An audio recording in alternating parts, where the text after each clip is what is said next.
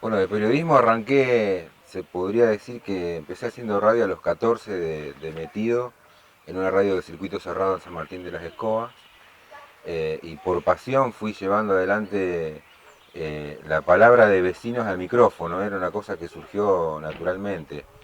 Y bueno, después fui trabajando en distintos medios y me fui a estudiar locución a Rosario.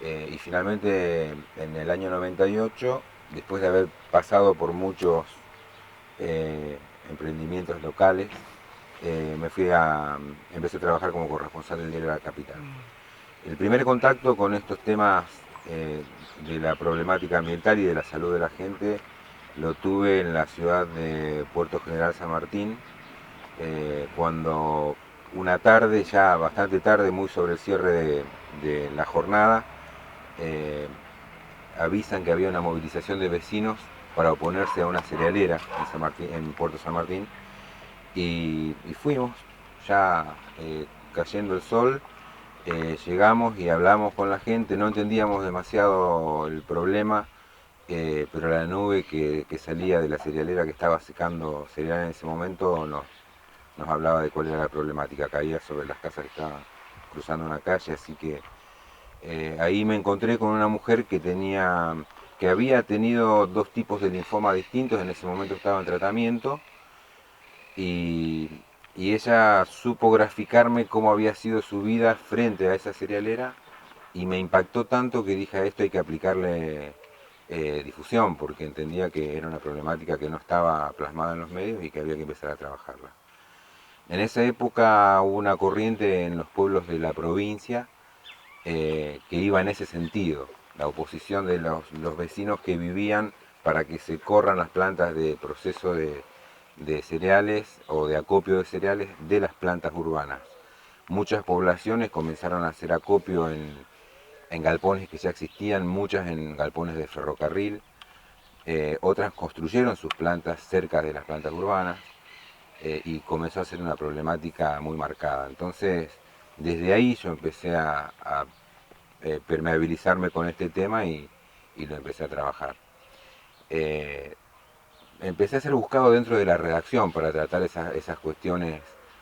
Quizás yo trabajaba en la sección región, trabajo en la sección región, eh, por una cuestión de cercanía con los pueblos, pero además esa cercanía con el trabajo me fue llevando a tratar más asiduamente estos temas.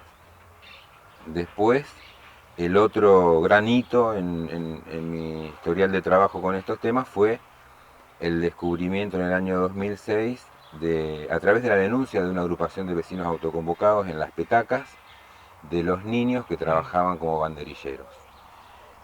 Acá llegó un día un vecino de Las Petacas que me decía conocer un caso de, de dos hermanos que estaban trabajando como banderilleros.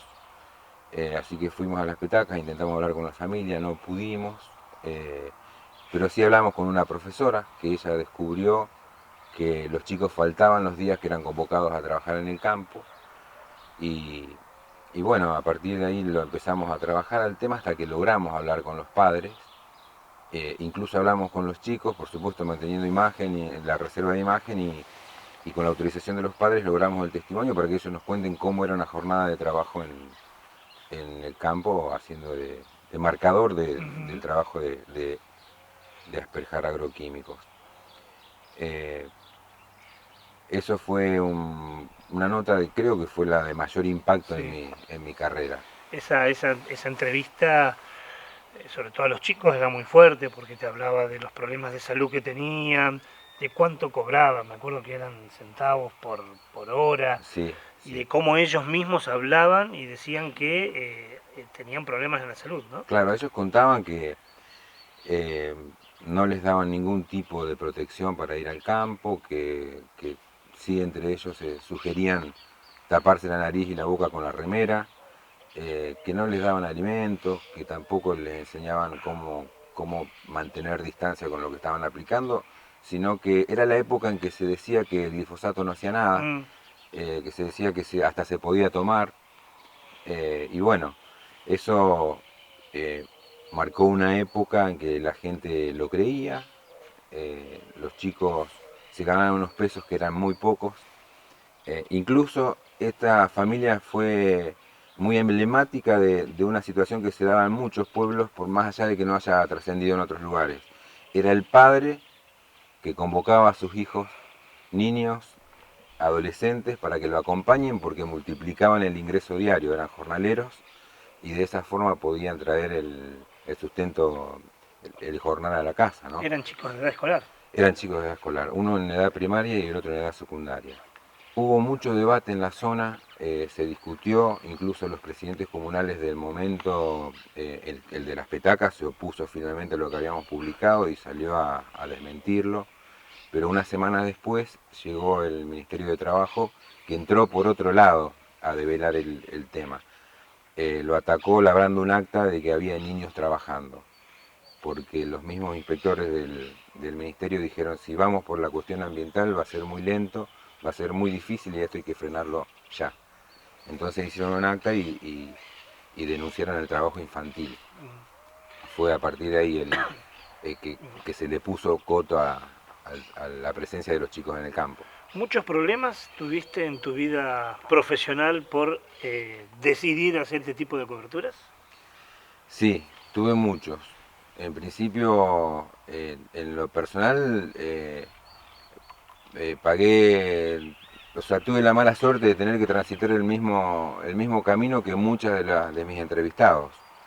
Eh, yo sufrí cáncer, vivo en una zona cercana al campo, enfrente de mi casa hay campo, en esa época se fumigaba, tenía mucho contacto con agroquímicos porque era habitual que pasen mosquitos frente a mi casa, incluso estacionaban mosquitos frente a mi casa. Y bueno, tuve linfoma, me sometí a tratamiento, estuve ahí alejado por una cuestión de presión psicológica, creo, de estos temas, hasta que después resolví, dije, no, algo hay que hacer, hay que seguir adelante porque esto hay que seguir denunciando. Y, y bueno, volví ya sabiendo que me ponía en un lugar a la defensiva porque ya había experimentado que cuando se tocaban estos temas se irritaba. En principio a los productores, pero también a las autoridades, aunque parezca una contrariedad. Las autoridades no querían problemas, reaccionaban, el poder económico era el que mandaba y, y las presiones surgían de distintas formas. Y bueno, después también fuimos notando durante la marcha, cuando ya empecé a entrevistar agrupaciones de vecinos que se autoconvocaban en los pueblos, muchos casos y distintas formas de presionar a la gente. En el caso de Sastre hubo, durante todo el proceso en que se llevó adelante, lo que hoy se enarbola como un logro, que es el fallo judicial que otorga 800 metros del límite para la aplicación de agroquímicos. Fue una lucha muy dura de los vecinos, donde hubo bajas en cuanto a las presiones o sea, como producto de las presiones que tenían de parte de las autoridades, hubo personal municipal que fue despedido, hubo otras personas que recibían presiones de sus patrones por cierta cercanía con algún productor, y además los productores salieron a hacer campañas para atacar fundamentalmente la fuente de trabajo, que es lo más débil, es la forma más rápida, más efectiva de llegarle a una persona que está en situación de debilidad. El que no depende del campo, que tiene un oficio, que tiene un trabajo, que quizás está relacionado de algún modo con la actividad comercial en una población pequeña, tiene que ser cuidadoso para manifestar sus reclamos. ¿Cómo es, cuán parecido es los mecanismos de presión, la irritación con el vecino para una persona que vive en Sastre y trabaja, participa, milita en asociaciones ambientales como vos? Y principalmente que te empezás a quedar bastante solo. Cuando alguien hace, por ejemplo, nosotros siempre que utilizamos mucho las redes para difundir, ahí se ve, viste, en la cantidad de me gusta, en la gente que por ahí te felicita o te lo dice por privado, pero no lo manifiesta cuando le vas a pedir una firma para avalar lo que estás pidiendo.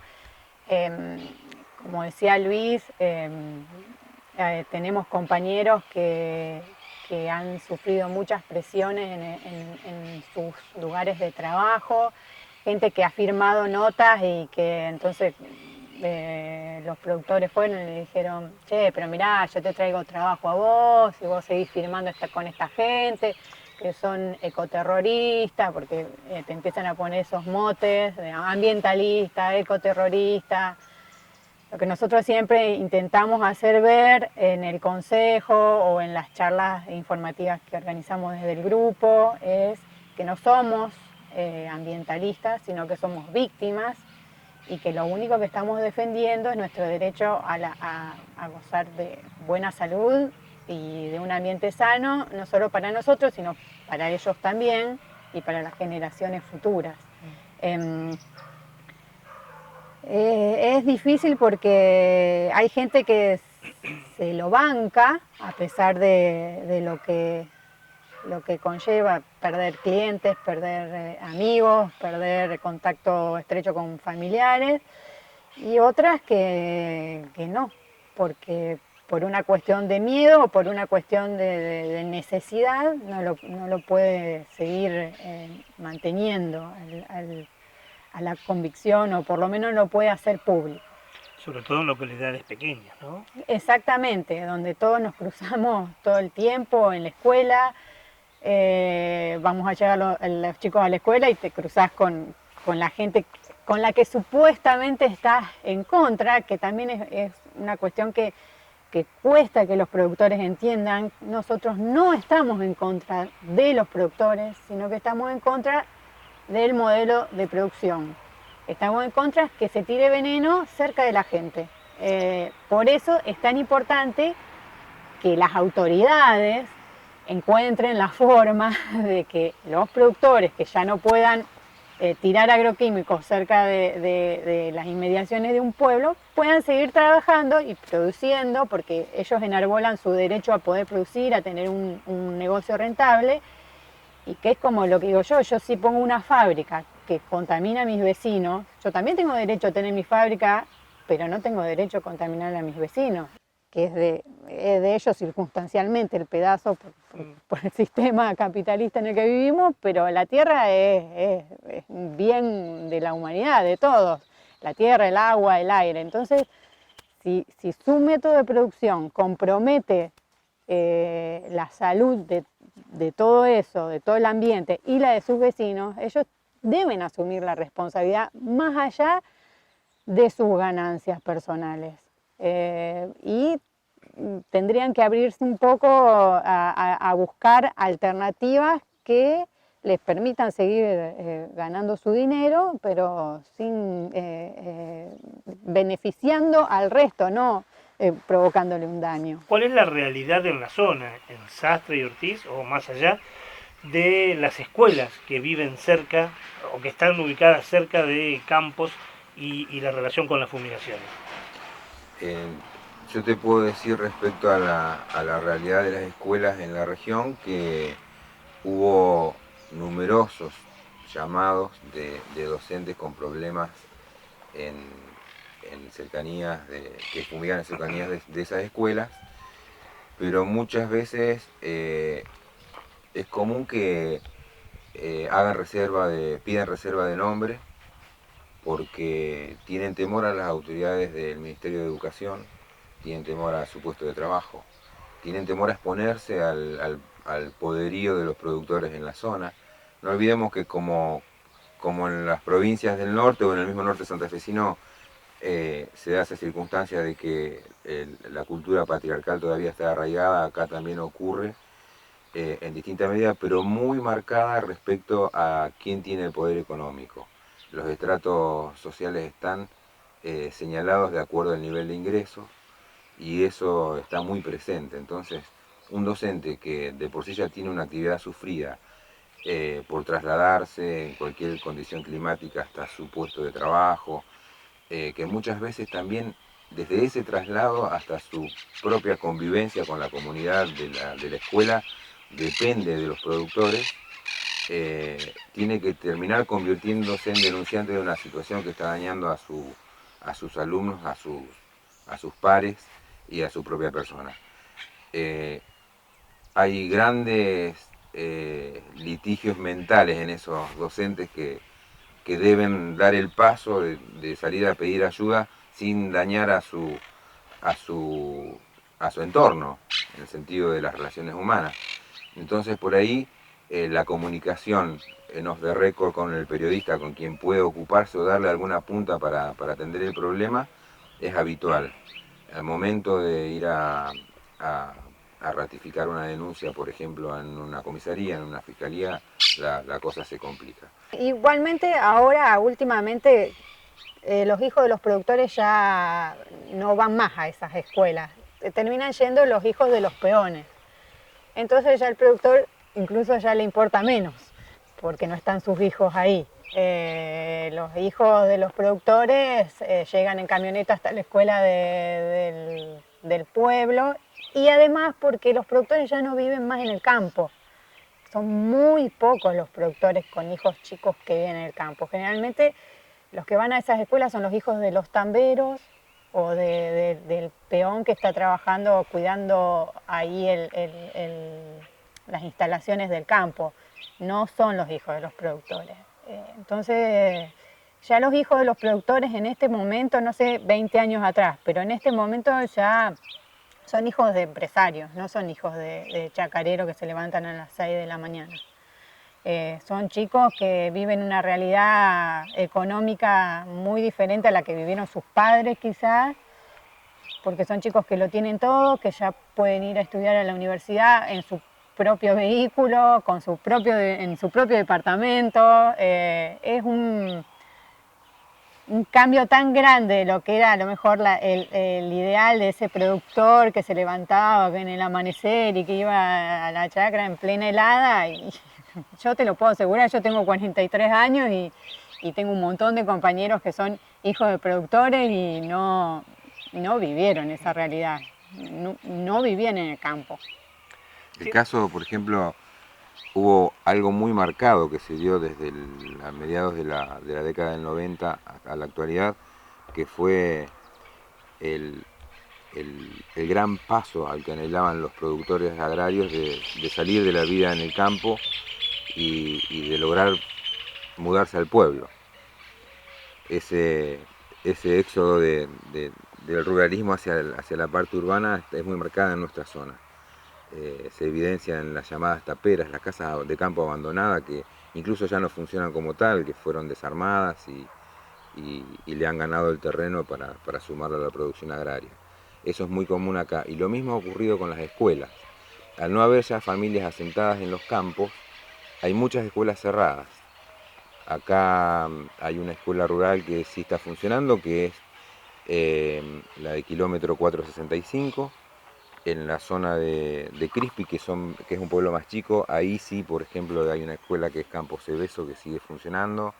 Hay otra escuela rural que se llama Campo Las Yerbas, que está entre San Jorge y Crispi, el distrito de Crispi, que también sigue funcionando, pero había más escuelas y ahora se fueron desarmadas. Una cuestión, por ejemplo, con la escuela del kilómetro, hace un tiempo me llamó un productor que quería hablar porque sabía que estábamos en el tema de denunciar el tema de las fumigaciones y cómo se violaban los derechos de las personas. Me comentaba que él tenía un campo cerca de la escuela y que había otro productor que guarda el mosquito al lado de la escuela. Y que no solo que guarda el mosquito al lado de la escuela, sino que fumiga toda la vereda de la escuela, todo el campo. Bueno, y yo le digo, bueno, denúncielo. Usted lo está viendo, si no lo quiere hacer, poner su nombre y apellido, saque fotos o filme y lo lleva a la fiscalía y pide que su nombre no aparezca. Pero denúncielo, porque usted me lo está contando a mí, pero yo no lo estoy viviendo, lo está viviendo usted. Dice, porque los chicos no pueden decir nada. Y bueno, ahí, por ejemplo, acá muy cerquita, ¿cuánto está el kilómetro de acá? Está Menos de 10 kilómetros. muy cerca. Hay una situación que los chicos están con un mosquito al lado y la municipalidad sabe que el mosquito está guardado ahí y sabe que se fumiga ahí y sin embargo el productor hace 2 meses que me llamó y me dice nadie hace nada porque todos le tienen miedo a este hombre que saca escopetazos a alguien cuando le va a decir algo. Así. Entonces, claro, ponga en la cabeza usted. Nosotros, puedo tener razón lo que está diciendo, pero yo no quiero hacer nada, no quiero tener problema con nadie. Yo tampoco quiero tener problemas con nadie. Lo que quiero hacer es que todos podamos convivir de la mejor manera posible, cada uno haciendo lo que quiere y sabe hacer sin dañarnos mutuamente. ¿Conocen algún caso de afección de salud en alumnos, docentes, personal no docente de estas escuelas? Bueno, los chicos de las petacas. Sí, los chicos, en el caso de los chicos de las petacas, sí, ellos habían manifestado problemas de erupciones en la piel y problemas respiratorios que fueron después denunciados por la familia. Y había uno de los chicos que me parece que murió de cáncer. Uno de los chicos Uno falleció de de los cáncer. chicos que era banderillero, sí. Y después hay, no puntualmente por el caso de la asistencia a la escuela, pero sí de las zonas periurbanas, hay muchos casos. Por ejemplo, el caso nuestro acá en Sastre, que fue emblemático en el momento de la lucha de los vecinos y que de algún modo lideró el pedido de asistencia judicial, que fue el de Zoe Giraudo, una nena de 2 años que tenía un linfoma, y bueno, se hicieron muchas campañas, incluso a nivel nacional, para apoyarla, y bueno, eso fue también un impulso a la causa que enarbolaban los vecinos para lograr el fallo judicial que hoy rige para Sastre. Hoy Zoe está bien, así que eso lo debemos agradecer. La familia está contenta con el fallo, pero hay otros casos que no terminaron del mismo modo, ¿no? Bueno, nosotros en el año 2018 comenzamos a armarnos como grupo tras un par de fumigaciones que se dieron muy cerca de la zona urbana, acá en un campo que está a menos de 100 metros y otro campo que está en la parte sur, donde hubo denuncias. Y bueno, eso fue en los meses de enero-febrero y en marzo ya empezamos a juntar firmas, a armarnos para ir a hablar con los concejales y pedir que se extienda el límite de fumigaciones, que acá era de 100 metros a partir del fin de la zona urbana. Entre ese año organizamos conversatorio, vino Medardo Ávila, vino Patricio Leisegui, vino el fiscal Mateu del caso del barrio Ituzaingó de Córdoba, vino Cabaleiro, para concientizar, para informar a la gente por qué de dónde venía nuestra preocupación, que había fundamentos científicos, que era lo que siempre se ataca, no hay fundamentos, no hay estudios. Bueno, por esto y por esto estamos pidiendo que se alejen las fumigaciones. Pasó que en el mes de agosto se intenta una ordenanza que ampliaba a 200 metros el límite, nosotros no estábamos conformes. En el mes de octubre, bueno, los padres de Zoe empiezan a hacer un pedido más desesperado, porque ellos ya tenían que irse a vivir frente del campo, donde fumigaban, para que por favor se dicte una ordenanza que aleje más las fumigaciones de las casas. Ahí los concejales intentan una ordenanza de 500 metros y ahí saltan los productores, que hasta el momento venían mirándonos a ver qué hacíamos, pero como no estaban muy preocupados. Cuando vieron que ya les iban a imponer 500 metros, boicotean directamente la sesión del consejo y bueno, se genera una tensión importante entre los vecinos autoconvocados y los productores. Después en el mes de noviembre el consejo, bueno, no se llega a nada con ese proyecto de ordenanza, convocan a una reunión para conciliar las partes donde no se logró conciliar nada, entonces ya ahí los padres de Zoe van a la Procuración General de la Corte a pedir asistencia para presentarse en un juicio de amparo ambiental contra la municipalidad, que bueno, empieza a tramitarse ahí con la firma de otros 40 vecinos que apoyamos, que somos firmantes del amparo. Se tramita en San Jorge. A fin de ese año, en diciembre, el juez Soso dicta una cautelar de 400 metros. El amparo iba solamente contra la municipalidad, no contra los productores. Bueno, ahí los productores se presentan como terceros interesados en el juicio y en plena feria judicial logran que la jueza de turno, Beatriz Forno de Piedrabuena, haga caer la cautelar de 400 metros. Ahí, de los felices que estábamos, pasamos otra vez a los magros 200 metros que había antes. Y pasa todo el año 2019 con muchas dilaciones por parte de la municipalidad, que presentaba textos, nos llamaba a conciliación, no se presentaba, nosotros íbamos, ellos no estaban.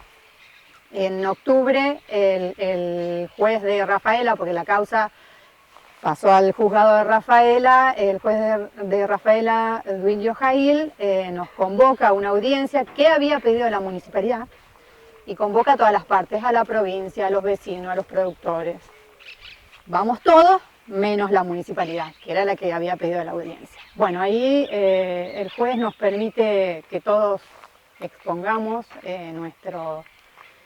nuestra postura y ya llega a la feria judicial sin noticias hasta febrero de este año, donde dictó la cautelar de 800 metros, que fue apelada por la municipalidad y por los productores, o por una productora agropecuaria, eso no tenemos muy en claro, pero no así por la provincia. La provincia aceptó la medida cautelar del juez.